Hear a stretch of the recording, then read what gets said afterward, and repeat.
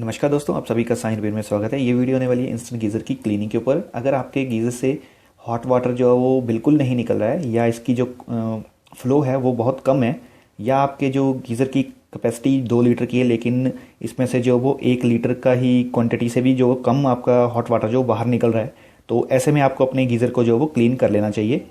अगर same problem आपके bathroom geyser में भी आ रही है तो आप इस सेम प्रोसेस को जो है वो उसे भी क्लीन करने में यूज़ कर सकते हैं। तो अभी मैं आपको ये बता देता हूँ कि इस गीज़र में क्या प्रॉब्लम है। एक तो इस गीज़र में जो वो जो हॉट वाटर है उसका फ़्लो बहुत कम आ रहा है, और दूसरा ये कि इसकी जो कैपेसिटी है वो 2 लीटर की है लेकिन जो पानी निकल रहा है बाहर वो 1 लीटर से भी बहुत कम निकल रहा है। तो हमें इसे जो सबसे पहले तो ओपन करना है। इसका जो आउटर कवर है इसे ओपन करना है। तो उसे ओपन करने के लिए ये देखिए यहाँ पे एक स्क्रू दिया हुआ है और एक यहाँ पे और एक जो वो बॉटम में है। तो हमें पहले इन स्क्रूज़ को ओपन कर लेना है।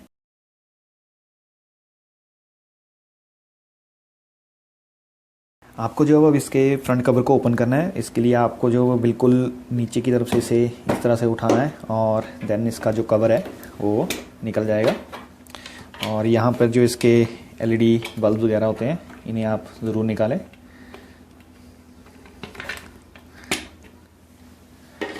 और ये जो इंसुलेशन के लिए यहाँ पे दिया रहता है इसे आप जो है वो इस तरह के स्क्रू ड्राइवर की मदद से ही हटाएं। और अगर आप हाथों का यूज़ करते हैं तो इन हाथों को अपने चेहरे पे या आँख में बिल्कुल मत लगाएं, क्योंकि इसमें जो है वो एक जो ग्लास रहता है उसका चूरा वगैरह वो मिक्स किया रहता है। और इसके बाद अपना जो ये गीज़र है इसे आप गीज़र का जो सिलेंडर है इसे बाहर निकाल लें। और यहाँ पे जो ये वायर है इसे भी यहाँ से निकाल दें। इस पार्ट को आप अलग रख सकते हैं। अब सबसे पहले आपका जो एक काम है वो ये रहेगा कि गीज़र में अगर थोड़ा बहुत भी पानी बाकी है तो उसे निकालना है, पहले ड्रेन कर लें। तो मेरे इस गीज़र में तो यहाँ पे ड्रेन बोल्ट दिया हुआ है। अगर आपके गीज़र में ड्रेन बोल्ट नहीं है तो आप इस प्रोसेस को जो वो इस स्टेप को जो वो स्किप कर सकते हैं और जो पानी है उसे बीच में ही रहने दें, उसे आप बाद में निकाल लें। मैं अभी जो इसे ड्रेन करने जा रहा हूँ। तो इसे ड्रेन करने के लिए आपको जो वो एक 12 mm का रिंग स्पैनर चाहिए होगा।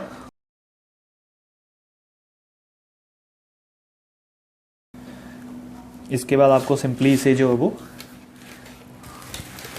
इस तरह से कर देना है और जितना भी आपका इसमें थोड़ा बहुत भी जो पानी होगा वो ड्रेन हो जाएगा।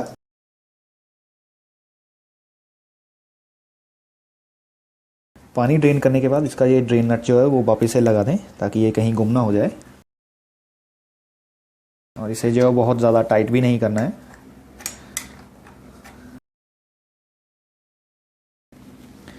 इसके बाद आपको जितने भी यहाँ पे वायरिंग के कनेक्शंस हैं ये सभी ओपन करने हैं।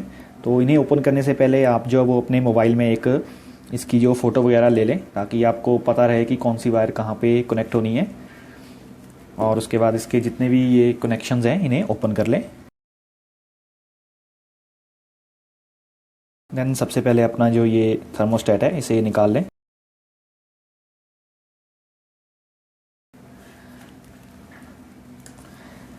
देन इस बोल्ट यहाँ पे जो ये नट है इसे ओपन करके अपनी जो वायर है इसे बिल्कुल अलग कर दें।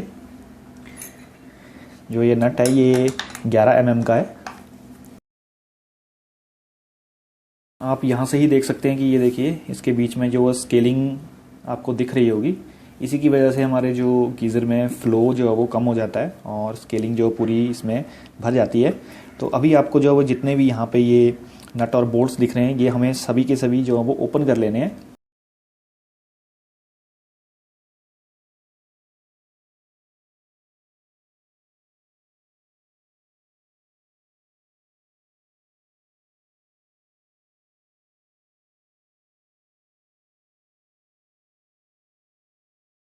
जैसे ही आपके सभी के सभी बोल्ट जो है वो ओपन हो जाएं उसके बाद आपको जो अपना ये जो इसकी गीज़र असेंबली है इसे ओपन करना है। तो इसे ओपन करने के लिए आप या एक तो इसे इस तरह से शेक करें तो ये थोड़ा यहाँ से निकल जाता है। अगर फिर भी ये बाहर ना निकले क्योंकि ये काफ़ी टाइट हो जाता है। तो ये जो आपकी गैस किट है इसके नीचे आपको इस तरह से जो स्क्रू ड्राइवर लगा के इसे ऊपर की तरफ को इस तरह से खींचना है, इसको पुल करते रहना और ये धीरे धीरे जो अपने आप ही बाहर निकल जाएगा।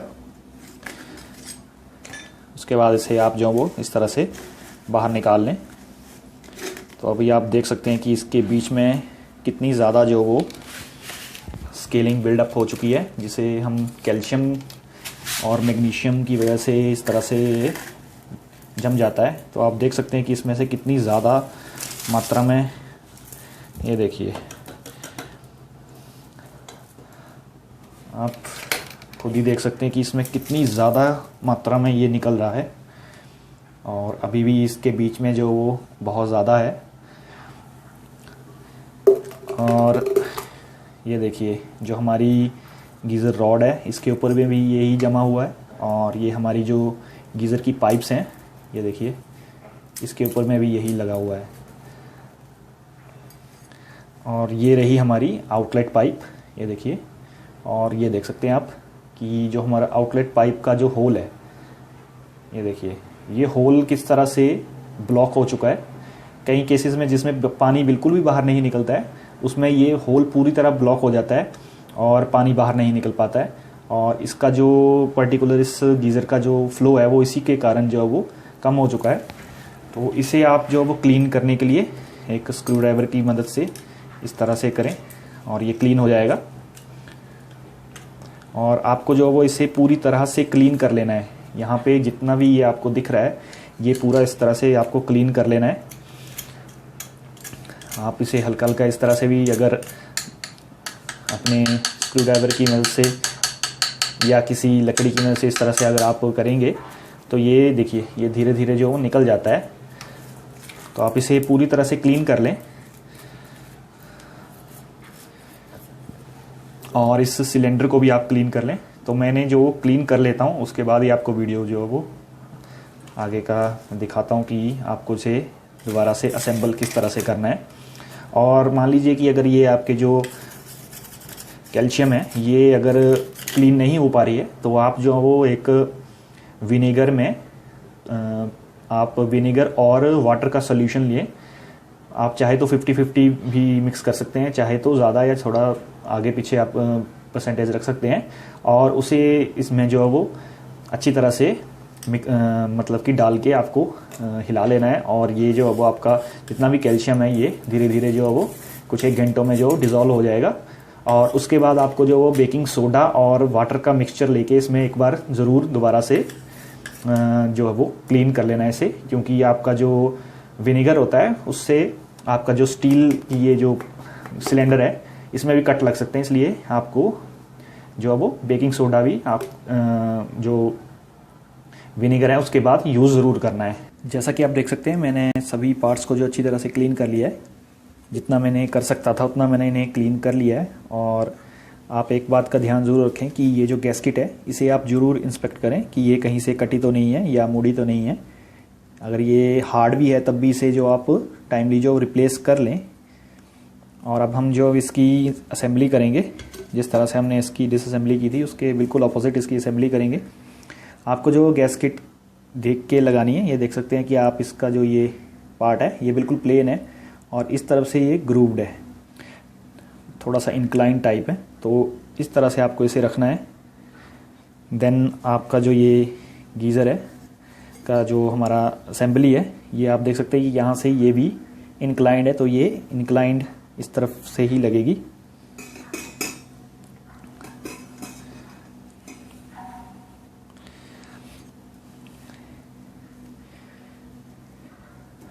और ये जो हमारा बैक साइड का प्लेट है इसकी तरफ हमारा जो हमारा थर्मोस्टेट है वो आएगा।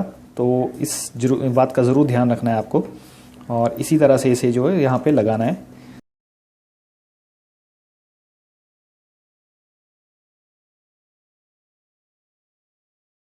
आपको इन बोल्ट्स को लगाते समय एक बात का ध्यान रखना है कि इनके बीच में जो है ये दो वाशर्स दिए हैं, एक जो वो ऊपर से लगेगी और एक जो वो नीचे की तरफ से ये वाशर जो है जाएगी।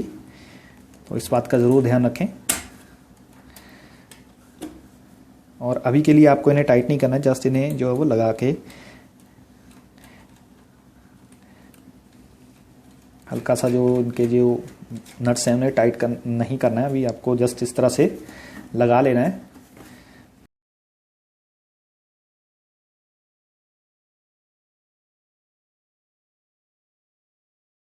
इस जगह का जो बोल्ट है वो आपको ऑपोजिट डायरेक्शन में लगाना है, क्योंकि यहाँ पे हमारी जो बाद में वायर्स भी कनेक्ट होंगी।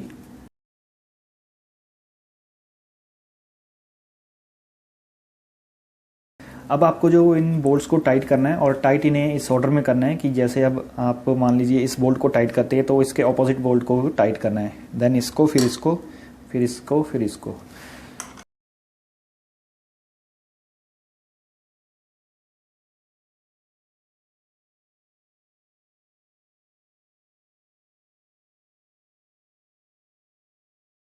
इन सभी बोल्ट्स को टाइट करने के बाद आपको डायरेक्टली इसकी जो वायर्स है वो नहीं लगा देनी है, आपको जो है वो इसकी जो पाइप है, इनलेट पाइप है, उसे लगाना है और इसमें जो वो वाटर फिल करना है।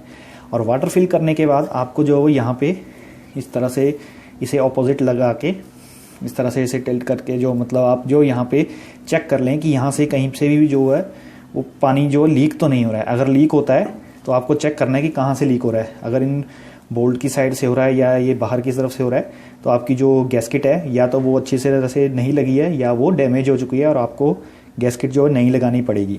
और अगर आपका जो पानी है वो इस जगह से लीक हो रहा है जहाँ पे आपकी ये एलिमेंट लगा हुआ है, तो आपको जो अब अपनी एलिमेंट की जो गैस्केट है वो ख़राब हो चुकी है और आपको यहाँ पे पूरा का पूरा एलिमेंट ही साथ में चेंज करना पड़ेगा, क्योंकि गैस्केट आपको अकेली नहीं मिलती है, वो एलिमेंट के साथ ही आती है। तो आपको ये एलिमेंट और एलिमेंट की जो गैस्केट है वो साथ में चेंज करनी पड़ेगी।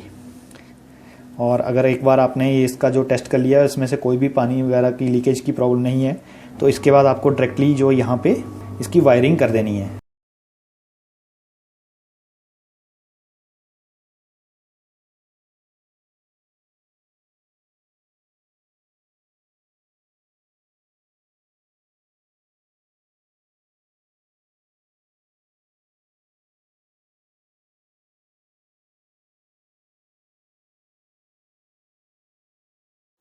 वायरिंग कंप्लीट करने के बाद आपको जो है इसे वापस से इसके जो कवर्स हैं उसमें रख के इसे जो वो आपको इंस्टॉल कर देना है वापस से। तो सबसे पहले इसकी जो वायर है वो आप निकाल लें, देन इसे इसकी प्लेस पे ऊपर जो है वो आपको यहाँ पे एक ग्रुप बना रहता है, तो ग्रुप के साथ इस प्लेट को मैच करते हुए लगा देना है। देन इसका जो ये इंसुलेशन है इसे लगा के इसका जो आउटर कवर है उसे आपको लगा के इसके जो स्क्रूज हैं वो टाइट कर देने हैं। और इन एलईडीज़ को बिल्कुल मत भूलिएगा।